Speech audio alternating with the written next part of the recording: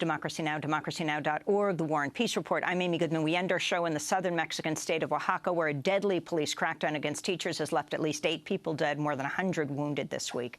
On Sunday, police descended on teachers in the community of Nachitzclacan, where they had set up blockades to protest against neoliberal education reforms and the arrests of 2 teachers' union leaders last week on what protesters say are trumped-up charges. Democracy Now! Correspondent Andalusia Knoll traveled to the area and interviewed survivors of Sunday's deadly attack. This is a teacher who did not give her name for her safety. As soon as they arrived, they began to attack, and we were few, very few. Then we started running.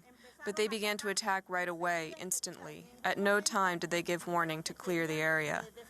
They began to attack right away, and the impotence caused by the media, who said that they did not shoot their weapons.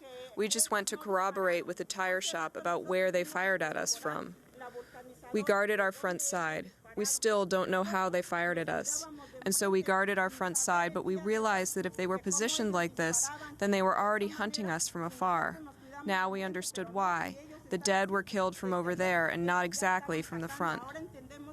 We are going to stay here until the government is willing to talk. If tomorrow the government is open to dialogue, then the conflict ends. The governor wants what he calls educational reform, and what we want is a dialogue for the kind of change that the people require, the kind that meets their needs. If you go to our communities, there are many needs. How are the kids doing? The children can't go to school to learn. All they think about is eating because they don't eat. No one can learn if they don't sleep well, if they walked many miles to go to school. So the government should go and see what happens firsthand, and until there is a dialogue, we will not end our protest demanding educational reform. And who will revive our dead? The dialogue won't bring our dead back to life. And those who are in prison, there aren't just 5 or 10. There are thousands. Well, for more on the protests in Oaxaca, Mexico, we're joined by Gustavo Esteva, founder of the Universidad de la Tierra in Oaxaca, University of the Land, author of many books, including New Forms of Revolution. Gustavo's also been a columnist for La Jornada. Gustavo, in this last 2 minutes we have, please explain what happened this week.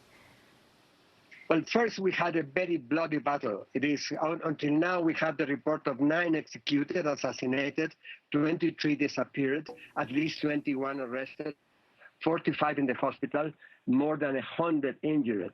It was a very bloody, long-announced battle.